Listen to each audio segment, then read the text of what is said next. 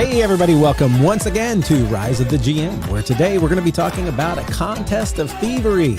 We're going to meet an NPC that is a forest guardian, and we're going to be talking in our Places series about places of veneration, right here on Rise of the GM.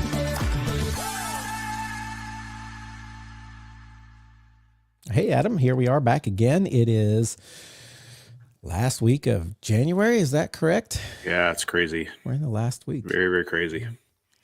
Fast and slow at the same time. I'm like, man, are we only 1 month done with 2025? Right. But then I'm like, wow, we're a month done with 2025. Yeah. So here we are. And we for all of you out there who, you know, you're GMs and you're going through these games, we just finished a campaign. We finished a campaign last week. And tonight we'll be just kind of playing some other games, and there's going to be a little bit of the, seventh inning, seventh inning. It's like a baseball game. Maybe this, I don't know if there's a sixth and seventh. I can't remember how far you are into the I think it's supposed to be sixth and seventh, but we're at the place where it's like asking questions if they didn't get answered, kind of things, and being able to do that. So the asking questions and the like throwing out memories that were like cool. Yeah. And important. Oh yeah. So that's what it is. The memories. Yeah. Right. So we got those going on tonight while we do some Sentinels of the Multiverse or poker or board games or whatever. We're just going to kind of be hanging out, eating snacks, having fun. One of those. And we do all that when we're doing campaign stuff too. But this is one where nobody has to be in control of it. We're just kind of all very relaxed and very hanging out camaraderie tonight. So we're looking forward to that. It's always good if you're someone who plays these games. Don't forget to have those little breaks between campaigns, to end a campaign one week and say, okay, who's starting the one next week? Sometimes that can, sometimes you need the little palate cleanser. And that's what we're doing tonight. Palate cleansing a little bit and remembering. So it's a good reminder for me as you say that, because I am so excited to just chill, but also my brain is immediately going to like planning. What are we doing? And I was Adam sent out a text just a few days ago. He's like, hey, everybody. So here's the schedule for the next 3 months and kind of what might be going on. I'm like, yep. Yeah, he's in next plan mode right now. I'm excited for the future, but it also was like a situation where we got people in and out and doing different things, and may not all be together for several weird weeks, but so it's kind of a strange thing. You guys can let us know how your gaming calendar of the year happens, but in the past ours has always been, summer comes when we all have less work because we all kind of have college related jobs. I don't want to say all, but a lot of school-related jobs. So whether it's college or teaching in high school or whatever, middle school, we have a lot of people who their job is different in the summer. And we always think, we're going to have so much more time. But then the summer always turns crazy in that we have people who are traveling for this vacation, going to this conference, and so we found that it's like a little harder during the summer to do some of the things we normally do. And now this year, that's moved up even into the spring a little bit. We got somebody who's out for the entire month of March from our normal gaming group. We got a couple weeks here in February that's not going to work for some, and so we're gonna make plans and see what happens going forward. But we will be in new campaigns, and so you won't have to hear us always talking about the Jade Mask and we will maybe be talking about something new and different. So for sure. You'll want to stick around for that. Just answering Rob's question in the chat, they did win D&D, so it was awesome. we won D&D. It was pretty crazy. I had a fun. I've had a fun week with gaming because of wrapping that up. This that last Thursday, week ago, was more of the epilogue type stuff for that. Like they had the fight the week before, but then Saturday, I got to go. We had a big group from our area go over to Winter War. Barry's in the chat, and Barry ran an awesome game of close action in the morning over there. And then we all kind of split and did different things. It was a really good time on Saturday at Winter War. So we're all planning on going back next year. So just a plug for anybody watching, listening. Winter War happens. late January. So check that out for sure. And then This year, it really did feel like the winter war. It was cold yeah, it and was cold. snowy still. Yeah. Well, the snow was gone, but it was still Yep. sitting around the edges of the parking lot. So, Yeah. Yeah. Norval was asking about the topic for today. We're going to do an encounter and an NPC starter, but we're also talking about places of veneration in our we're in our games. So, places series, places of veneration. So, we've talked about places of need, we've talked about places of note in the last two. Today, we're talking about places of veneration. And if you're like, what in the world does that even mean? Well, you're in the right place because you're going to find out shortly. But first, we are going to do an encounter starter. Yeah. And every week we try to drop an encounter starter, just an idea generator that maybe you can use and be like, oh, I can use part of that or all of that as something for my campaign. So, Adam, I think you're going to read that for us today. We're reading from a book from Gnome Stew called Eureka, 501, I think it is, Encounter Starters. So check that out if you're really looking for the full book. But, Adam, what do we got today? Yeah, this is fraternal filching. Two boisterous brothers are working to outdo each other by robbing caravans and travelers in a contest of thievery. Their style is so grandiose that bookies take bets to see which brother will acquire more stolen goods. So it's turned into a game. The PCs may discover this by witnessing a robbery or when a bookie asks if they encountered any thieves on their way into town in order to calculate an accurate tally. A bookie could also hire the PCs to fix the results by hindering one of the brothers, or they might simply be drawn in by the massive reward offered for the brothers' capture. The brothers are amiable and refuse to rob the poor. They're not Robin Hood-like since they keep what they steal, but they've nonetheless become folk heroes. The PCs should be able to track down one of the brothers using information from the bookies. He explains that he steals only from the rich and that he really does it for the glory. And he asks the PCs to help in outdoing his brother on the next heist, offering a bigger reward than the one for his capture. The heist is a caravan of fine goods for the wedding of a duchess. It's common knowledge that the other brother has his eye on the same loot. As the caravan rolls into town a few days later, each brother is preparing to relieve it of its cargo in a different way. One brother plans to sweep in with a contingent of mounted bandits and hold up the caravan, while the other intends to trap the caravan on a bridge and load all of the goods into a waiting boat. Local law enforcement has caught wind of the heist and will show up as well. For the heist scene, every element of the robbery should come crashing together in a riot of action. In the chaos, one of the brothers will escape with the loot and retreat to a mountain hideout. He and his followers will put up a vigorous fight against anyone who tries to bring them in. If the brothers are stopped or captured, local authorities will reward the PCs. If the PCs help either brother, he'll reward them with the stolen loot, and he pays better. So that's fraternal filching. So a couple things as I hear this one. First of all, for those of you who don't know, I also do another podcast called The Football Fandemic. And so immediately when I hear this about the two brothers trying to one-up each other, there's a Peloton commercial, I think, about J.J. Watt and T.J. Watt. They're football players. And it's like one exercises and this Peloton app will like let his brother know he's met, he's done this much. And his brother will be like, oh, T.J. And he'll like start working out to pass him and he'll pass him. And then this other dude will get an alert on his watch. It'll be like, J.J. And he goes and they're like basically trying to outdo each other. I got visions of that, right? These two brothers, they have like these magical counter things that they carry on their wrist that the bookies kind of update, and it's like they're sitting trying to relax, and all of a sudden they look at their watch and it's like, oh no, he's up on me, we gotta go quick, steal something. they just go out playing something. So I thought about, and then even the part where it's like maybe the bookies try to like get the PCs to hinder one so they can fix the game. I'm like, that's just like football too, with Kansas City Chiefs and the refs, right? For all you Kansas City fans out there.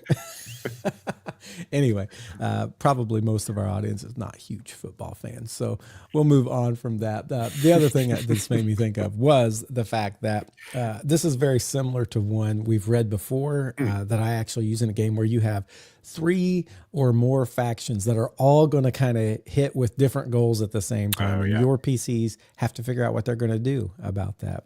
We did this in a campaign I did where there was a local government trying to get a relic that they were going to send to the Empire. There was a guy who was trying to get it to steal and take away on his mana ship.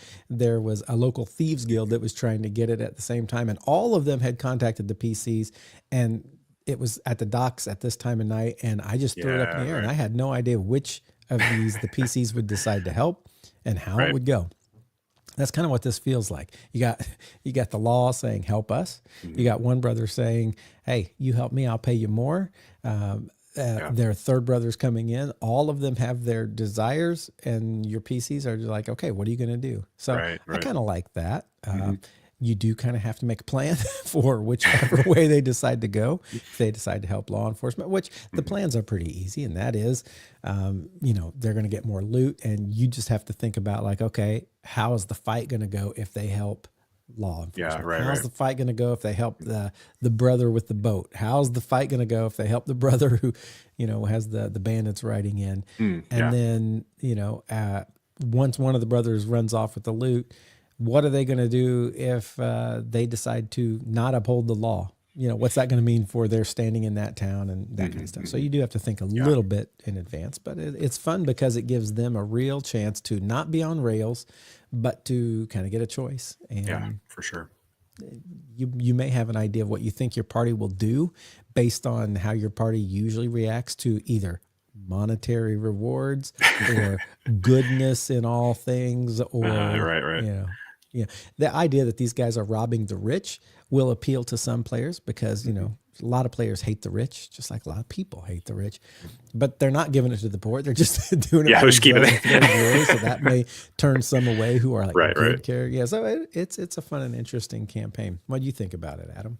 Yeah, yeah, yeah. I'm a fan. I'm a fan. I love the use of multiple groups. You brought up that situation that you had used for that was on an airship, right? Like Yeah. the all these groups crashing together trying to get this item and fighting over it, and And it us was being cool in the because middle the of that. And airship that's like one of airship the took off with multiple parties yeah, aboard, and so you not only had like that there right, were multiple parties, but now you have it up in the air with this hmm, tilting listing ship and a ballista yeah, shooting yeah, and all kinds of right. stuff. Yeah. Yeah, yeah, I like that. I think like that's a good point of just like the scene usage too of like what you're putting this in. So, with this one, like that's one of those. If I'd probably want this to like really come crashing together on the bridge, and for the bridge to have problems, and it start to like, oh, all these people are on this bridge. It shouldn't be on this bridge. It's going to start cracking and breaking, and maybe like dump everybody into the water at some point. Like that's kind of interesting to me more than just like, oh, you're in the middle of the woods and kind of thing. So Agreed. I'd want to play with Agreed. environment a little bit on that. And then one thing that like I would want to mess around with a little bit is or making sure not to bias. And I think that's like the thing I have to watch out for a lot of times is you really do want this to be just like brothers are kind of equal footing, as far as like who you're going to choose kind of deal, and let the group, the PCs be the one to choose that, and not like, oh, I just dropped this like hint that really wasn't supposed to be anything, but suddenly it makes them feel like, oh, we want to pick that person, or oh, that Right. person's just a little more evil than the other one, so we're against, like I think being really wary about, I had said like I would want to keep the brothers equal in the like honor slash good or evil continuum, but also give different styles. And I liked that, the heists are different, where it's like this one's going to come in with a bunch of people and try to take it over. Meanwhile, this one's going to trap it and do a Italian job on it, kind of thing. And it's like all of this is pretty cool. So you could kind of play with that, and like, okay, well, maybe that's something to do with their personalities. And so you're making a differentiation between them while still keeping them neutral, in that. So I'd pay attention to that a little bit. But the cool thing is, like you said, you're not railroading them. There's at least three options there, maybe a fourth, which is take the loot yourself and run, and like, but Right. the thing I like about that, if, if you go with the city guard or whatever, the authorities, it's kind of dealt with there. And then you have to go like attack with them, I guess, the hideout. But if you go with the brothers, you're going to the hideout. But the nice thing is that last piece, kind of the second level of the adventure, is kind of there no matter what. It's like the same. So it's not like you really have to choose three different finishing situations, if you're trying to get like a map or that kind of stuff. So I liked that too, where it's like you get to make choices and the story matters, but it's not like you're trying to create 3 different dungeons to like deal with. It's like it's all going to end up at this one place. So I like that a lot. And I think if you're doing this, I think you need to, as a GM, when you're setting up this scenario, put in very kind of recognizable characters in each of these three. So the two brothers and the law enforcement. And I personally, I would make the brothers more flamboyant, more exciting, and more known, because I think is it Norval Kitchen here? It says his party always claims to be good, but then when it comes to it, they always end up choosing to go evil. I think the idea of making these brothers like that kind of Robin Hood, but not Robin Hood, with these kind of flamboyant attitudes is really Right, good. yeah. Hey, a little shout out here. We've got Caius on. Caius is in a campaign with my children right now. And Nice. I love this idea of being chaotic neutral. That's always me. Yeah, I was thinking that. It's always me. I'm always the chaotic neutral in parties too. And the idea of being able to kind of sow a little craziness is one that, as a GM, I like to make an attractive option. Yeah. I would definitely end up on the boat on this one, and I would definitely end up making the brother who was on the boat the most charismatic of some Yeah. sort, and then the other one like trying to keep up with him, and then the law enforcement sniveling idiots. I mean, I would make him a little more boring. so yeah, That's fun. Yeah, I like that a lot though. That's good times. So this is a campaign. Maybe you, an encounter that maybe you have a campaign and you're like, you know what, I was looking for a way to kind of get them through this town or through this place, and having these brothers doing this would be a very interesting way to run this little part of the campaign. Feel free to drop that in. Let us know how it goes. I just realized I was gonna drop something else in that too. Like, you could rip this idea, and this could be, for the right characters, the right parties, like its own. You could be one of these brothers, like if you were like, I think that could be an adventure kind of thing that you, for the right people, you could pull in. Or even like, I've had a few situations. We used to do like the Wavathon thing, and like, it's like more PvP, I guess, is like, if you were in like some kind of situation, like a special gaming time where you had that, this could be a really fun one to like, who can get the most loot, kind of thing. And that would be a much different kind of game. But I like that idea, even as like, what if we twisted that to be, you get in their shoes, you're the one competing. What would that look like? So there it is. Yeah. An encounter, the fraternal filching, or the competition between brothers, however you want to look at that. So check that out. Yeah. We're going to go ahead and turn to our kind of main topic of the day. We've been in our places series. So we talked about places of need. These are places that kind of have to be in the world, granaries, farms, government, whatever. I can't remember all the different ones we had, but places that kind of are essential to the world. And then we talked about places of note. And these are places that maybe aren't necessary, but they definitely are for the social interactions, the arts and the entertainment, and what were some of the other categories there? We had the social, arts and entertainment. Yep. This was just last week. Yep. I should remember this. that was the week before. That was the week before. There, so yeah. We've already forgotten what they are, but I have them somewhere. But anyway, it's the resources like food, the places and of note kind of that you might have. And so today we're talking about a different kind of place, and that is the places of veneration. So veneration having to do with like divine and spiritual and blessed and sacred, those sorts of places, which very much happens in almost every D&D campaign. You have these sorts of places.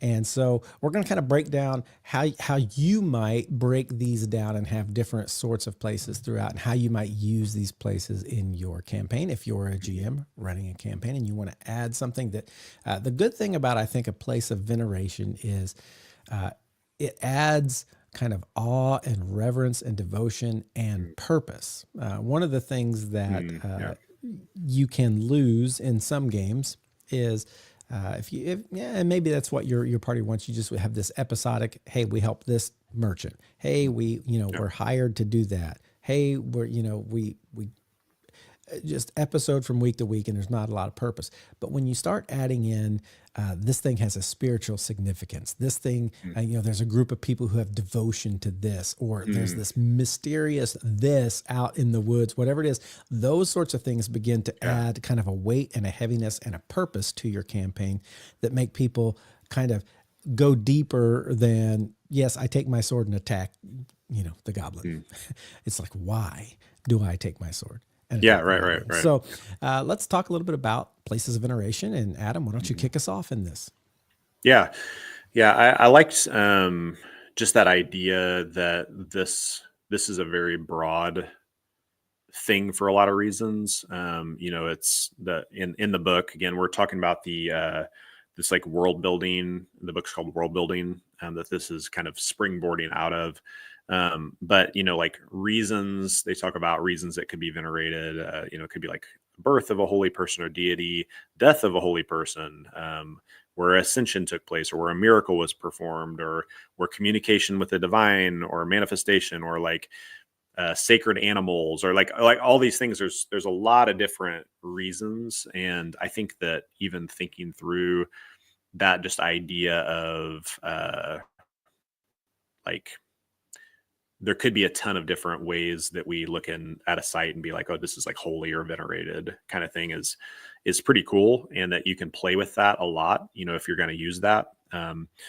Rob's talking about wrapping up the exploration of the Temple of 1,000 Gods tomorrow night in his Dungeon Crawl Classics campaign. And again, you're going to see, if there's 1,000 gods there, all these different moments of, shrines. I'm sure he would know, but there's shrines and altars and spots where things have happened. And these, all this stuff is like really cool and brings that richness, like Matthew was talking about, into that. But I really liked the, just like the breakdown, and of that quadrant that the author talks about of there being like natural venerated sites, and the other side of that is man-made, right? And then you have the common, and you have the unique. And like when you're thinking through that, Matthew, I know you were talking about that before we got on camera, like where does that go in your mind as you think about even that like quadrant? Yeah. Really, it does come down to, I try to think of all four areas. And what I'd like to do here today is to kind of throw out examples of what does this Yeah. quadrant look like? What does this quadrant look like? And then how would you use those places in a game? Mhm. And that's kind of where I think we should go today. And so I want to Yeah. start with the top quadrant.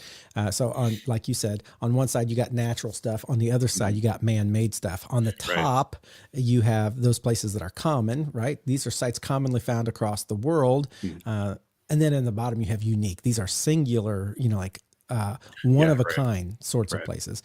And so let's talk about the top quadrant. That's natural formed common, right? So natural places that you can find across the world, but still hold cultural or spiritual significance. Okay. And Mhm. so just to throw out some ideas, and we'll kind of both throw out some ideas, but these Yeah. can be things like, a sacred grove, right? Forested Mhm. areas that are revered by druids, fae, or maybe local communities that can be used for rituals or Mhm. communing with nature. But Okay. it's not like there's one in the world. It's like these things, you find these natural sacred groves or holy springs or wells, right? These Mhm. Yeah. places Right. that might have water sources believed to have healing or divine properties of some sort that maybe draw pilgrims and Mhm. people who are seeking healing, that sort of thing. Yeah. Mountaintops and peaks, right? These are common. It's not like Mhm. there's one mountaintop or peak, but these high Right. places where monks go to meditate.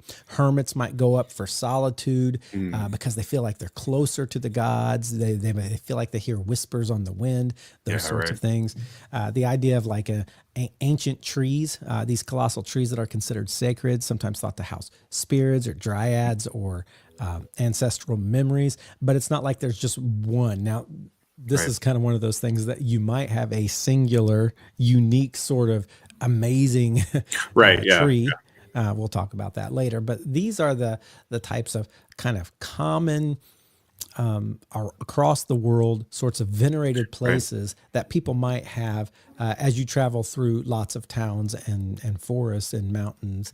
And so it comes down to like, how do you use these things in a game? First of all, before that, are there any other kinds of places that, as you're thinking of these, Adam, you're like, yeah, this would be another example of a natural but common Natural but sort common. of Yeah. place? Yeah. Yeah. I was definitely the ones you've named were in my brain.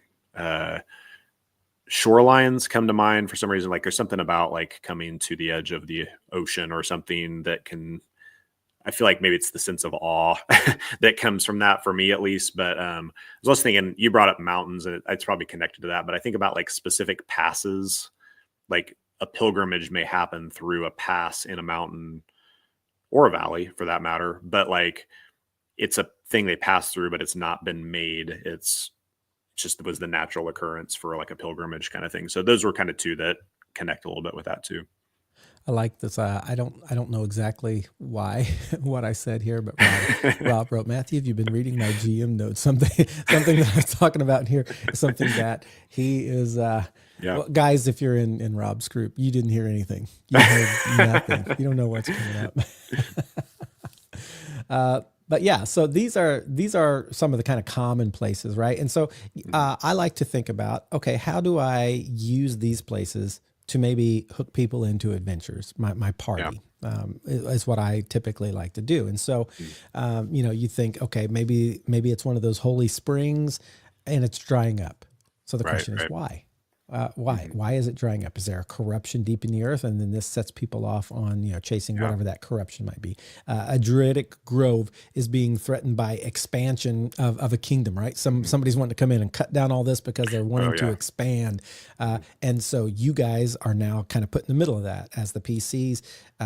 You've been tasked to help them protect these, sacred trees, or maybe you're on the, the side of the city. It's like these druids are trying to protect these trees, but this is going to make something possible. I can't imagine PCs being like, yeah, I'm going to help the side that's wanting to cut down druidic trees, but maybe there's a hidden shrine in the mountain pass that grants visions to those who reach it.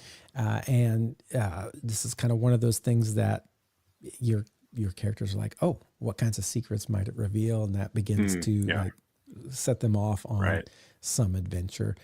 Those sorts of things. I would take each of these common places that you could have and think, how can I use that in a game? So that's the first quadrant. You got the natural, but the common. So now let's move over to the natural, but unique, right? These are one-of-a-kind phenomena, places that exist only in one known location, which makes them really rare, maybe even legendary, right? And so I try to think of, okay, what types of natural, unique places could I have? So I kind of already alluded, you could have like, instead of just a sacred tree, you could have like the world tree, the tree that's legendary, spire connects different realms, I think is that, how do you say that? Yggdrasil?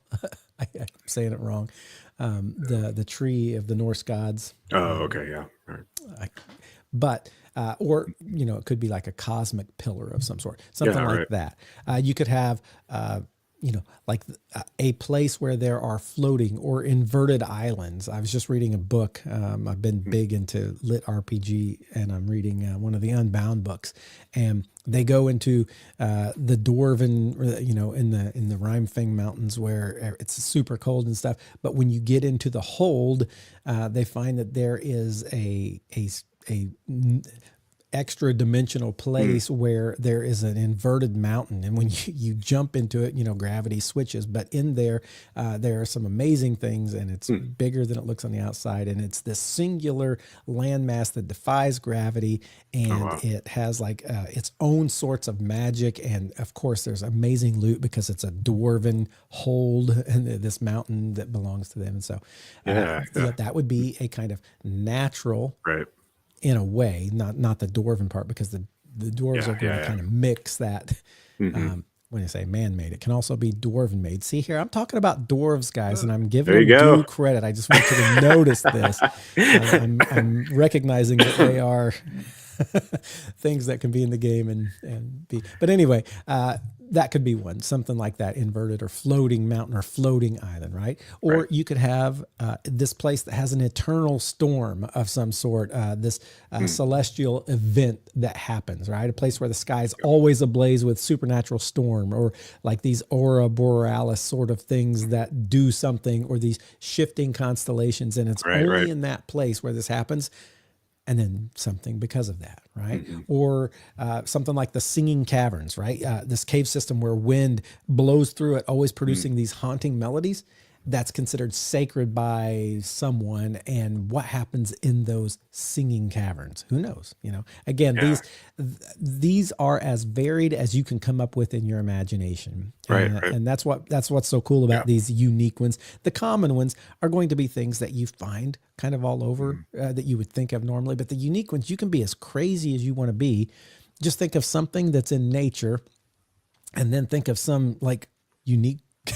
Yeah. Right. I Right. know I'm being real groundbreaking here. I mean, how do you make a natural, unique place? Well, you think of something natural, and then you think of something unique, and you put them together. I bet you guys never thought you would come up with that kind of advice here. But so you Yeah. got these kinds of places, and you think, how can they be used in the Hmm. game, right? Well, first, are there any? Again, I said there could be millions, but are there any you were thinking kind of like off the top of your head, Adam? Not that you have to have. I mean, Rob brought up, and it's that intertwining, kind of thing, which we may get to eventually. But like that temple he's using in the DCC Uh is huh. located in the crater of a fallen meteor, and that's a thing where it's like that's a pretty unique. It's natural, like the meteor fell from the sky and landed in the crater. It's Hmm. like, but it's also you don't have thousands of those maybe around the world. It's probably pretty unique, especially since they eventually put this temple there, and I think things like that are super interesting. When I was looking at the considering like common versus the unique, and particularly in the natural thing, like how I would probably want to look at that is you've come up with like a natural place, and then for me, I think the question I'd be asking is like, okay, what is something unnatural to this place that would be a problem, would to like spur on like what's actually the like inciting event here, or like the problem that needs fixed, or the mission or the quest or whatever. So you brought those up. It's like sacred forest. Well, people coming in and logging it is unnatural to that. That's a problem.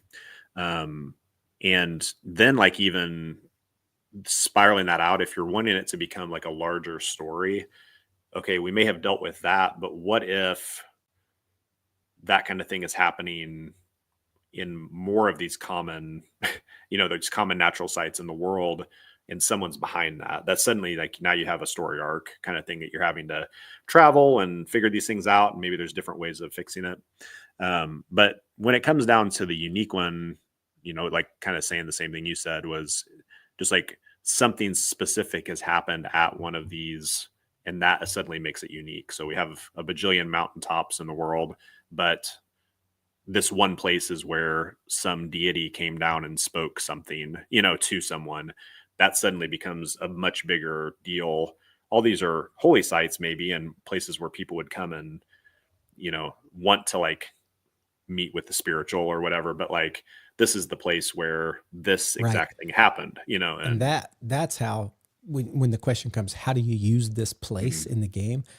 That sort of thing. This now right. becomes a pilgrimage destination, right? Yeah. Right. Travelers of the highest order try to journey to these places Mhm, because this is going to be a place of divine insight and miracles and transformation. Or right. Right. this is a ritual focal point because of the meteor that fell here, or the Mhm, the thing that happened. Certain spells or prophecies require the unique energy of this location to right. function. Right.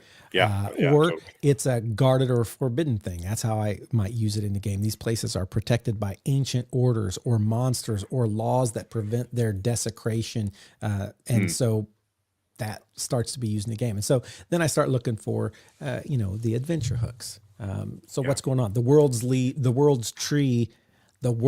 trees leaves start falling for the first Mm, time in centuries. What's right. going on? Why is that? Boom, Yeah, you start to get a hook. You start to get a reason why people are hmm exploring and trying to understand this and search out the answer. for A sure. floating island is said to be home to a lost civilization.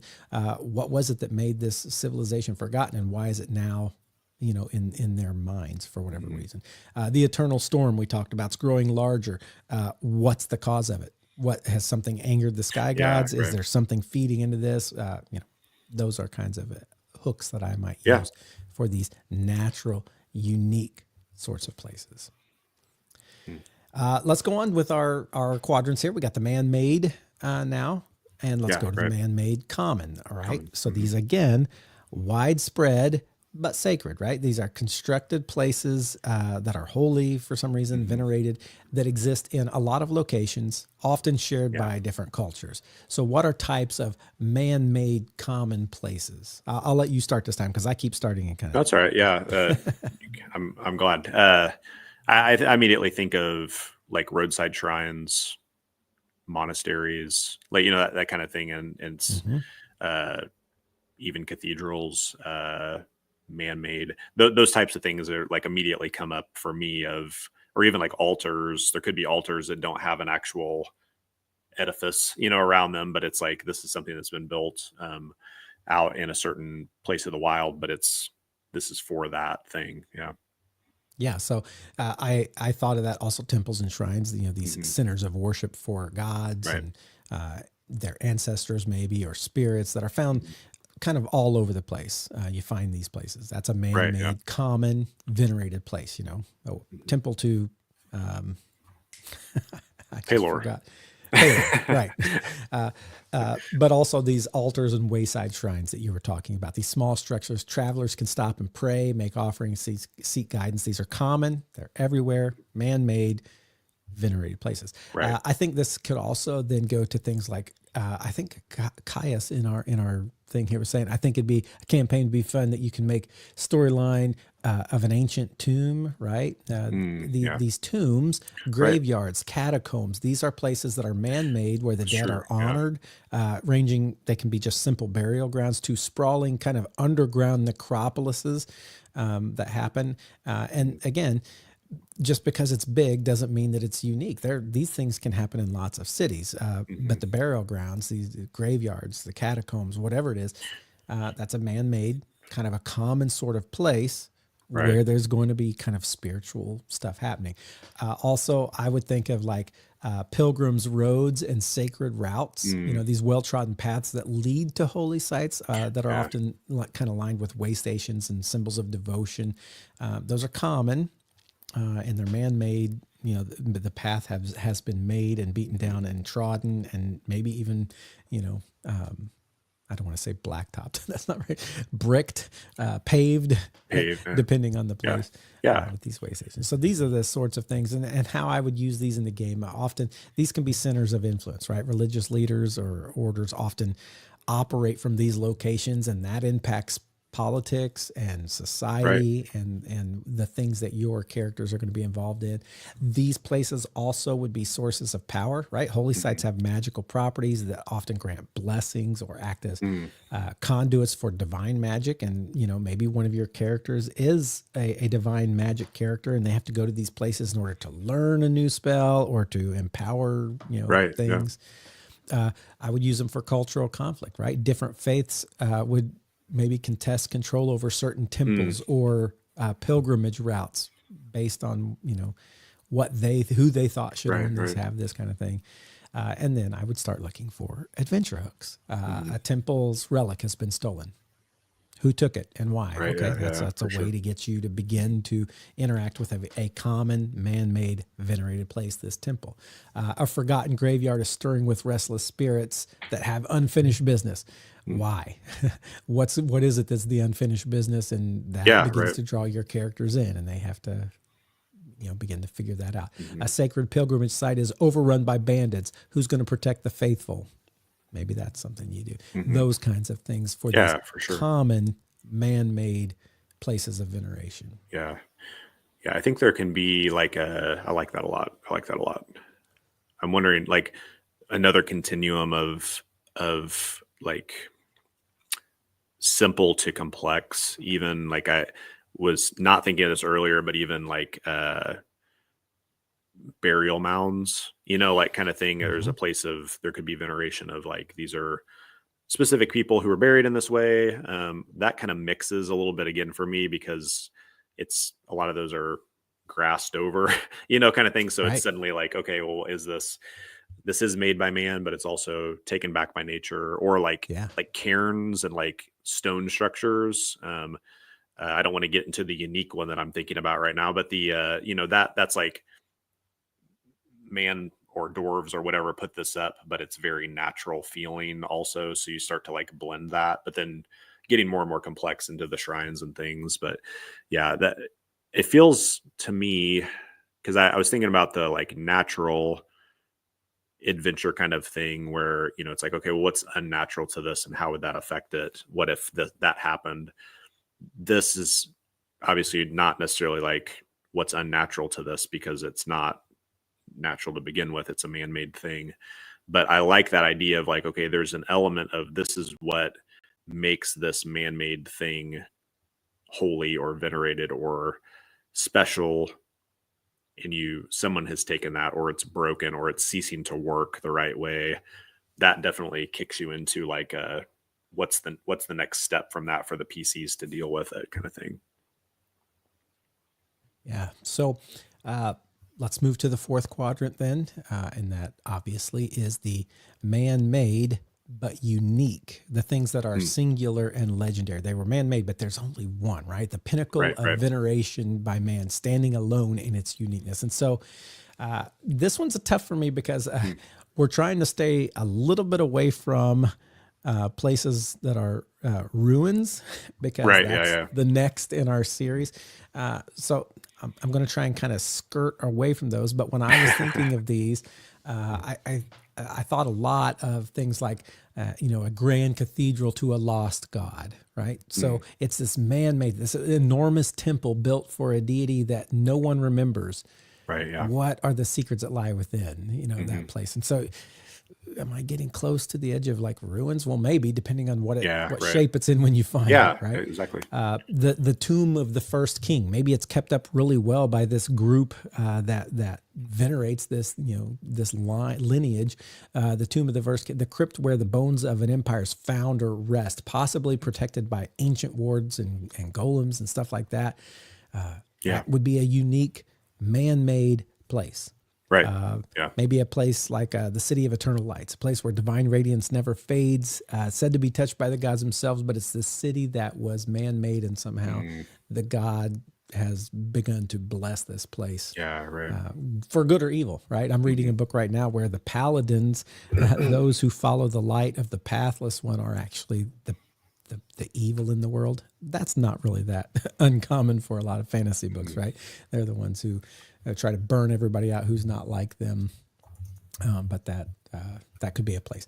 The obsidian monolith, right? You come up to this place, and it's this obsidian monolith that was made by something, right? So it's not natural.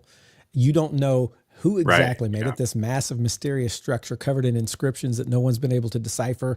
Was it, a long ago race? Was it? Is it a people that keeps hidden?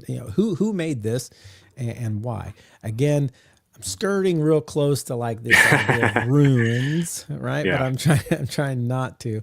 And so what I would do is like start to think, okay, how could places like this, these very unique man-made places, be used in mystical or divine residence? These locations might be gateways to other realms, like that obsidian, a monolith thing. Who knows what that is? That monolith. Places where gods once walked. Site of great magical energy that man has made this thing to kind of mark it. Could it be a political or religious? Put those two together, you get religious. A place of power struggles, right? Different factions seeking to control some structure for their own ends. And then, I was getting into this idea of lost history and forgotten truths. Maybe these places shrouded in myth, waiting for adventurers to uncover their true significance. Again, that's getting real close to ruins, so we're going to talk too much about that. But then, you think, okay, what's a good adventure hook for this? It could be a long sealed door in a grand cathedral, that nobody has ever seen before. It's like kind of been hidden in the stonework, and then someone realizes this is a doorway. What's beyond it? What does it lead to? Yeah, right. The tomb of the first king is missing its remains. Who did it? Why? Yeah. Is it risen? Is Yeah, it yeah. some faction? The eternal light in the holy city, of what they call the one true God, is dimming. What Mm. is causing that to fade from power? So Yeah. those sorts of things. Did you think of any other kind of unique Mm. man-made sorts of ideas? Yeah, I want to say Evan brought up a really cool point before I speak. Yeah. Historical wonders of the world can inspire man-made unique places. Take one and give it a fantasy twist, like a mobile Colossus of Rhodes, which I think is amazing. I think that's Yeah. that idea, even like the wonders of the world, that's super good fodder for like, like Hmm. twisting that. I like really like that idea a lot.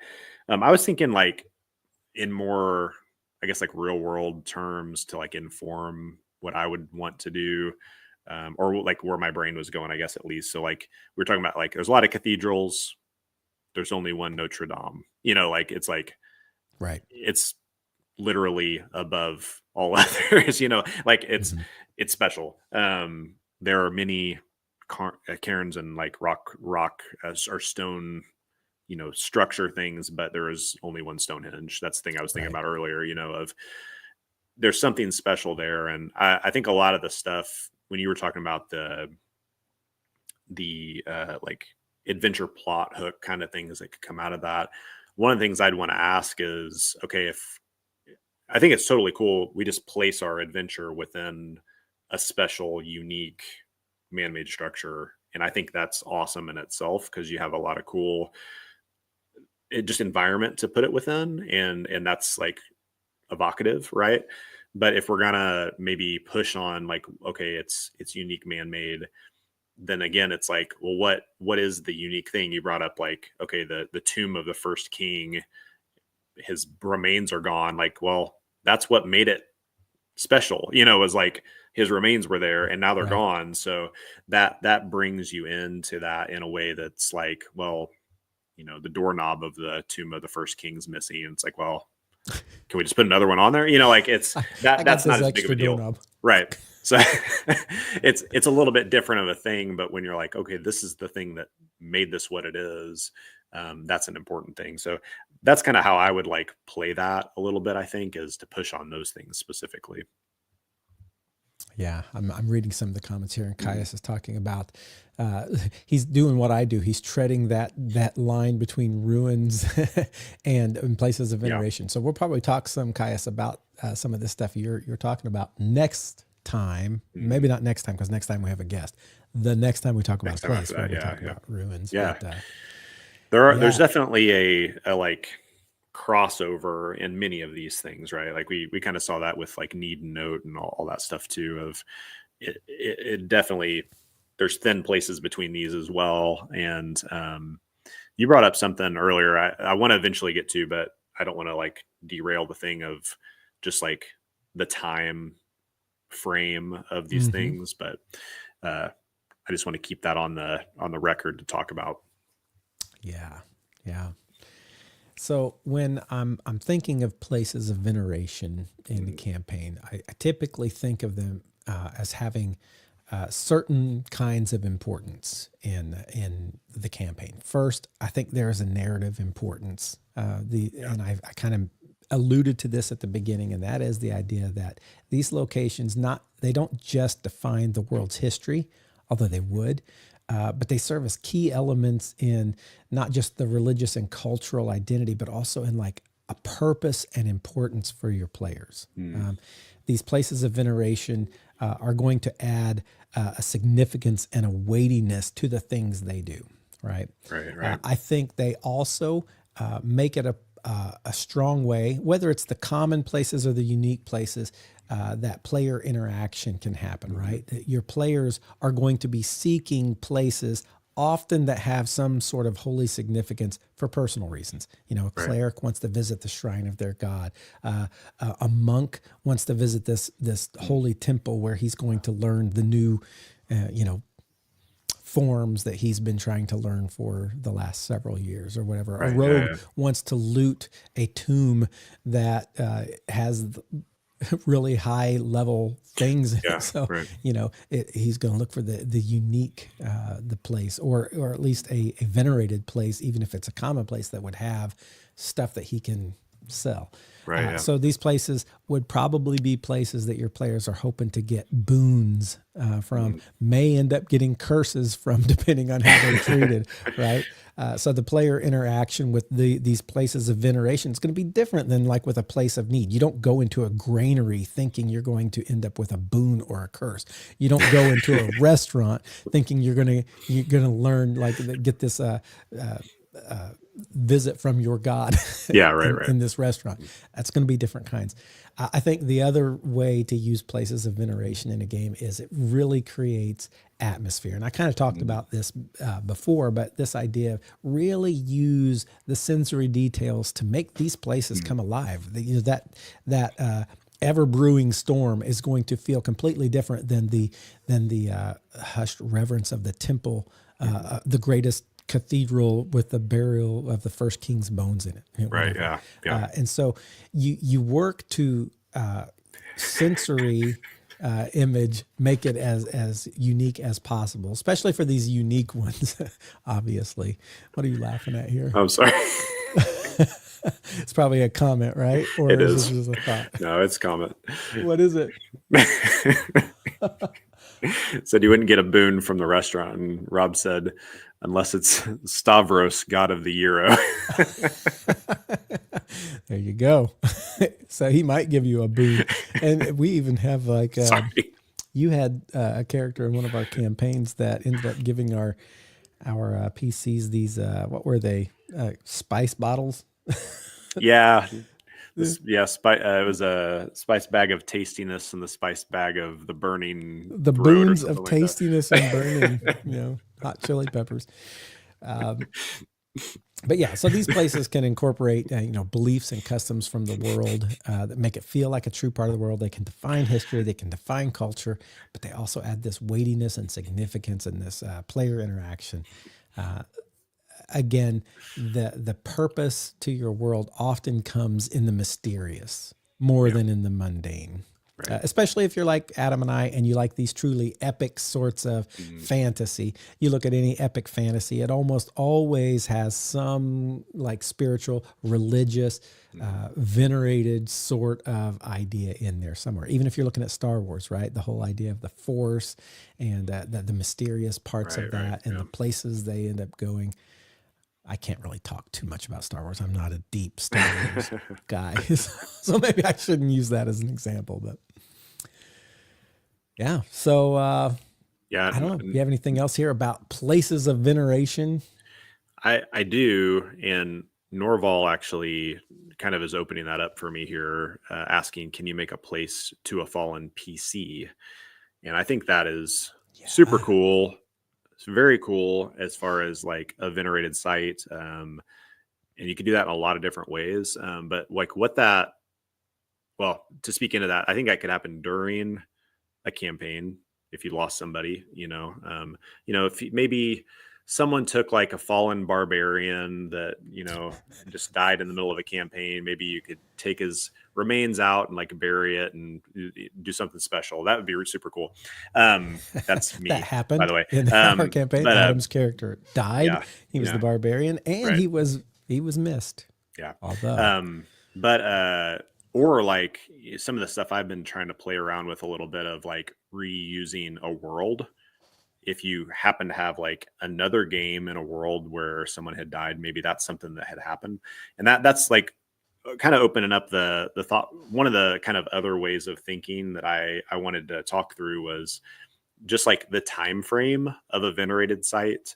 And we're going to get kind of into the layers of, well, let's not get into ruins, but we may get into ruins a little bit of what time frame is this site in. Like, I think you can come across, places that are currently venerated. Like, it's like, this is a holy site right now. People in the world actually pilgrimage to this, or like it's actively being used by priests or monks or nuns or, like whatever kind of like worshipers, or just people who like, this is a site that has power or whatever, that can be like currently used. You also have it was a venerated site and it's forgotten. I don't think that has to mean it's a ruin.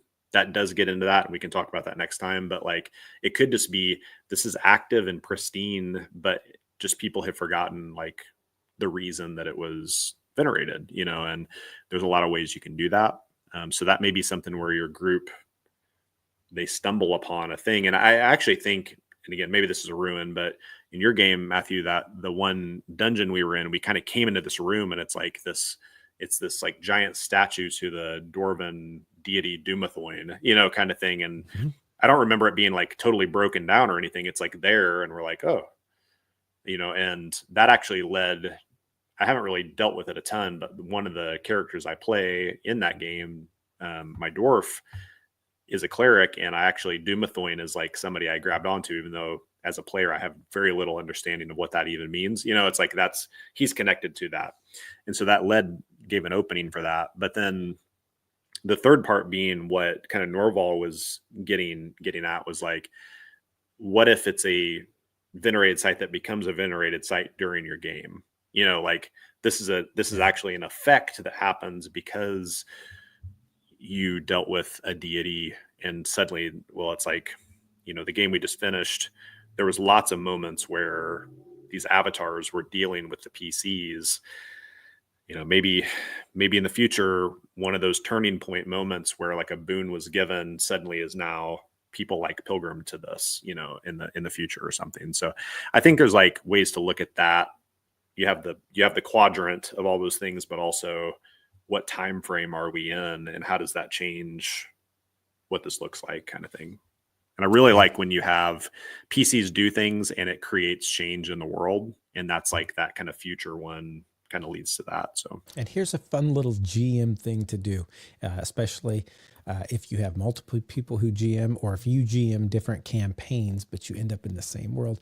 And that is, take advantage of this, like the things that your PCs do, and then you remove to another time, and those are like legends and histories, right, yeah. and those places are venerated places of the things your characters did in one campaign Yeah. to the next campaign. We have, and so I've been in the middle of running this Dormant Mine campaign, and one of our players actually used that land, but he went way before it in time. And so, did he go before it or after? He went before It's it, right? before, yeah. Way before. And so there's these things that could show up in both. Adam actually just finished the campaign that he ran in the same world as a campaign the very first time he ran a campaign. And so sometimes there was mention of things that happened in that first campaign as histories, and Right. so that's really cool to do too. Again, that's kind of meta. As you're a GM doing one game, it's hard to think about like, oh, when I run a second campaign or somebody else runs the same campaign, we can use some of the things that happened here as the histories and the venerated places. Yeah. But that's really cool to do. Here's a question for you. So giant statues of the ancient gods, like, that's unique man-made, I guess. But it felt very like natural also, because we're like coming through this like mountain valley pass kind of thing, and they're all standing there. That's like a thing I think of a lot with this site. It's like that is the venerated site. Also the tree with the dream, like Arafel.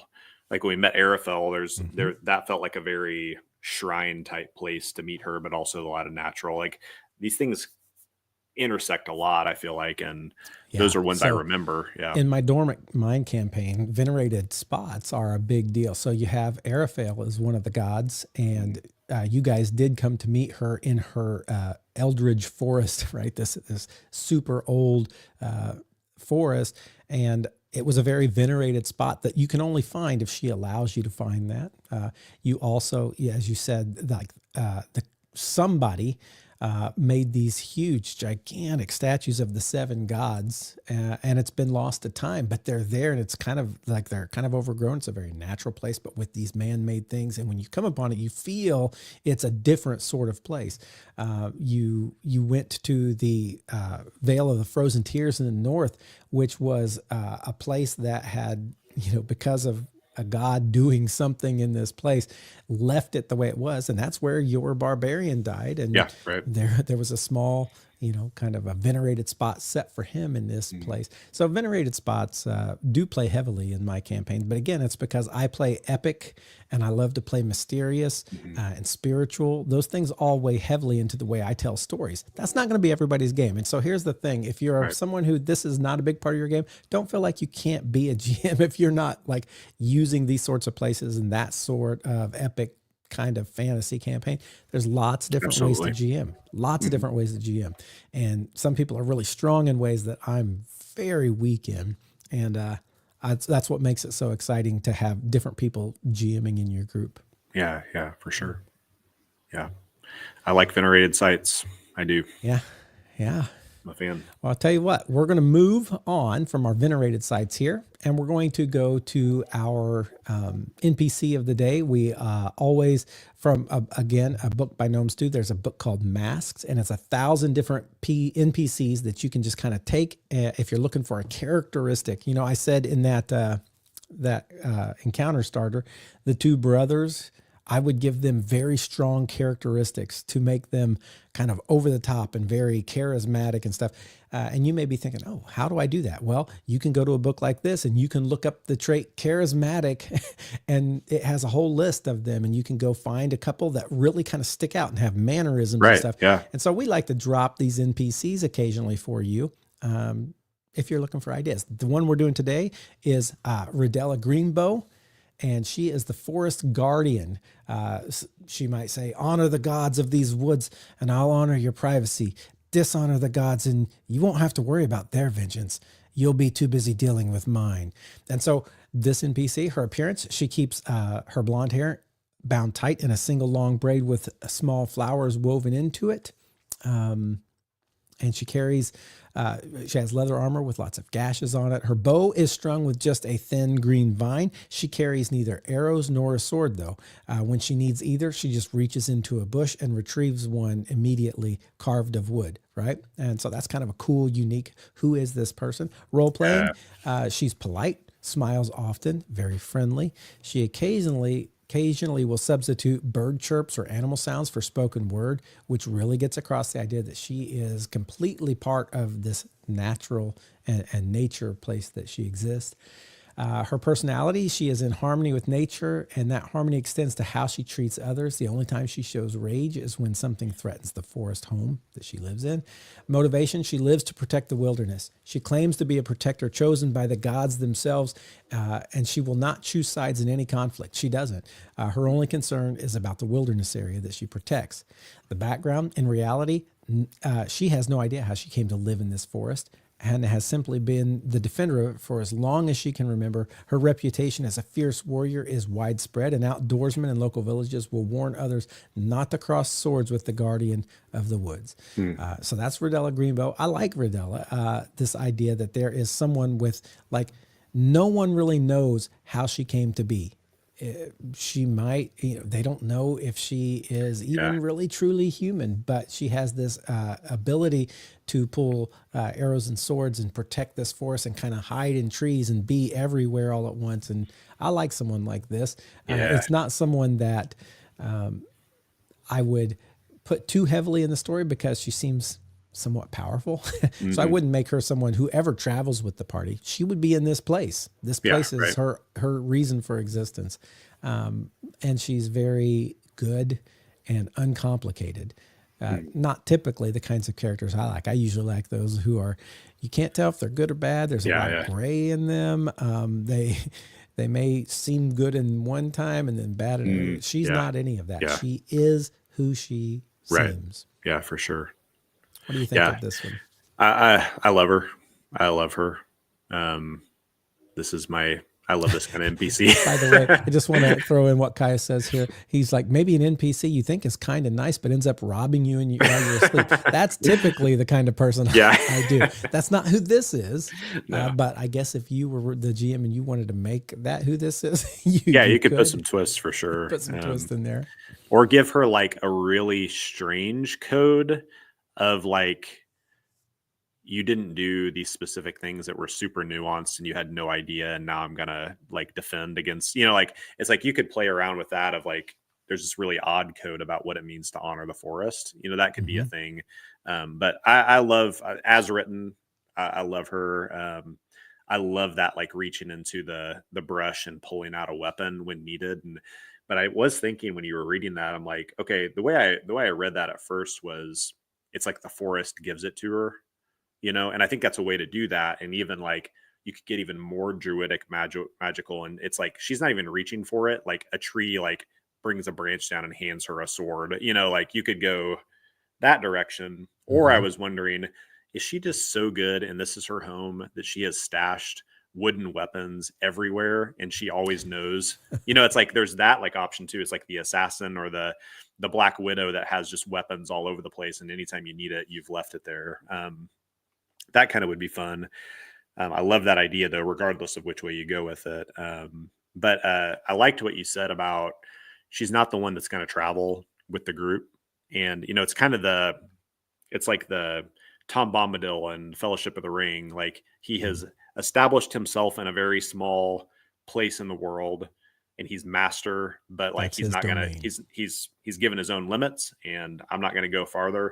And even though maybe he could have been a huge help and probably would have been to the hobbits, it's like, my story ends at this road. I don't go any farther than that kind of thing. And she's very different from that, but also she's going to stay in her forest because she's the protector of that limit, not, these other things. So I like that too, because it keeps it from being let's just bring her along and she's going to do all the stuff for us, because that's not what you want.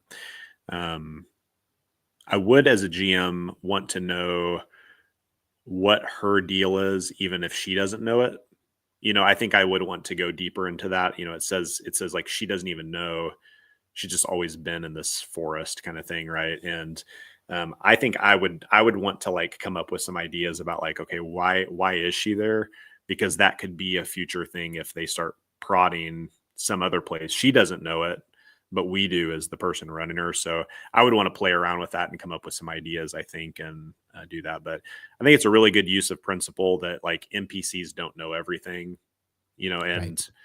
It's like there are things that the party's going to ask and they're going to be like, I don't know, why would I know that? It's like we can't give all information from every single person, and sometimes I think that's expected, but it does bring out a richness of like interactions in the world. So I'm a big fan of her. I like what Evan says here. I'm just going to put this on the screen. He says you can probably use player speculation to figure out her background rather than know it off the bat. And I love doing this.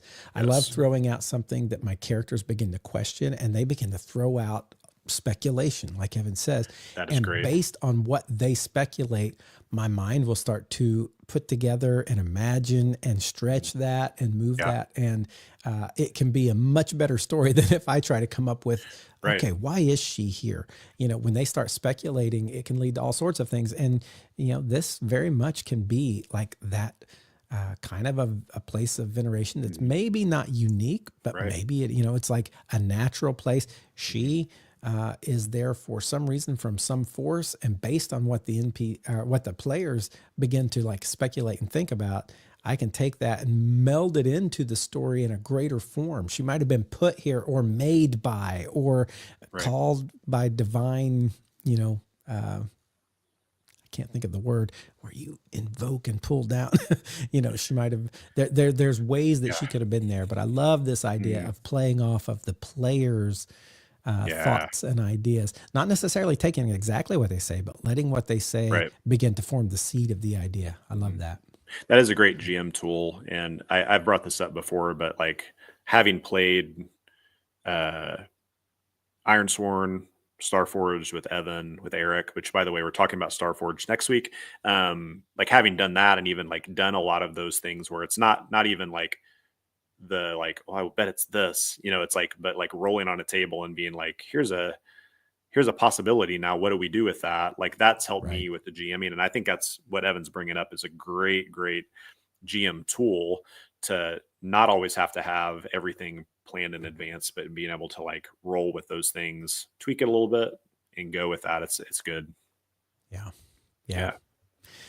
And so that's kind of a little commercial for next week. Next We week. are Yeah. having Eric Bright come on as a Eric's special going to guest come to on. talk Yep. about Starforged. Starforged. Yep. And right. if you don't know what that is, it's not D&D. It's a different system. It's a really interesting system. Yeah. And so you'll want to come back and join us for that. But before we leave today, we are going to try and jump into, we have a haversack that you can send questions to. It is riseofthegm@gmail.com. You can send questions into our haversack and we reach our hand in and pull out whatever's on top and try to answer those questions, or at least throw in some commentary on those questions. We don't always have the answer to those questions, but we love to like sit and speculate and give our 2 cents for that. So let's see what's in the haversack today. There is one rattling around in there. So we're going to pull that out today. And this is the short of it, but this is from Wataya Hotel 98. Dear Matthew and Adam, congratulations on reaching episode 66. I reached out because this actually was here last week, but because we were talking about Veneration, we wanted to wait on this, but thank you, Wataya. I'm excited for that. It's kind of crazy to me that we are at that many episodes already. I'm very, very cool. So we're now 67, but he says, your podcast is now certainly eligible for retirement and should speak with the financial advisor soon to discuss the next steps. So we're not retiring yet. He said, I wanted to ask this. How do you feel about places of ambiguous note? In other words, places that have different reasons for being noteworthy for different factions of people. For example, in Fallout 3, there's a location called Megaton, which is a shanty town with an undetonated megaton bomb at its center. That sounds terrifying. For most citizens, the bomb is a noteworthy reminder of the horrors of war and a source of radiation. However, for the children of Atom, which is capitalized, it's a holy site where they can experience the blessings of Atom's glow, ATOMS. ''S glow. Right, so it's like Adam, the first man, but it's atom, like the subatomic particle. Yep. Right. Have you used these places of ambiguous note in your own games, or do you have any ideas for places like this? Thanks for another great year of RPG talks. And he says, P.S. to Matthew, like Rob, I would happily play Guess Who Seinfeld Edition with you, or would add Seinfeld trivia to the midst. Midwest Seinfeld meetup, anyone? Sincerely, there we go. So I'm gonna have to brush up on my Seinfeld knowledge, and we're gonna do this sometime. I don't know how or when, but it's coming. Yeah. So these places of ambiguous note, I do like this example he used from Fallout, because I do think what he's doing here is he's taking like what would be a place of note that we talked about a couple weeks ago, and a place of veneration. So he's got it's a place of note because there's this bomb that hasn't gone off that's still there. And so that's like noteworthy. But at the same time, there's this one faction that like worships this because basically they take the radiation from it. And I don't know a whole lot about Fallout, but I'm assuming it does something for them power wise or mutation wise, or maybe they're just a faction that worships radiation. And so you have basically two different kinds of places here. You have a place of note for most people and a place of veneration. And how does that play out? And I don't think that just has to be in Fallout 3. I think you can do that in any of your campaigns. And I like that idea that, okay, here's this place that it is very productive for something in the government. And a lot of people see it as that. But there is a group of people who see this as a very religious and spiritual and lifted up, venerated place. Mm-hmm. And now, because of that, what happens? And the way I feel about those is I like to cram those in and let them start to cause conflict and a good story. That's how I like to treat places of ambiguous note. And I do think it's fun to be able to kind of crush those together in my stories. Yeah, for sure. Yeah, I like that. Trying to think of places like that we've used. My game, there definitely were like there was one point where there were like serpent folk that were trying to bring basically an exiled goddess back into the world, or she was a demon, but like they were worshiping her as a god. They're trying to bring her back, and that was that was a theme in my game too, of like things trying to break into the world, kind of thing. Mm-hmm. And but that was like nobody really cared about, like in the world. That wasn't something like, oh, a bunch of people care about this place. It's not venerated by the kingdom, but these specific people in the kingdom. It was a place of power, kind of thing. And they were like, we're going to try to do this.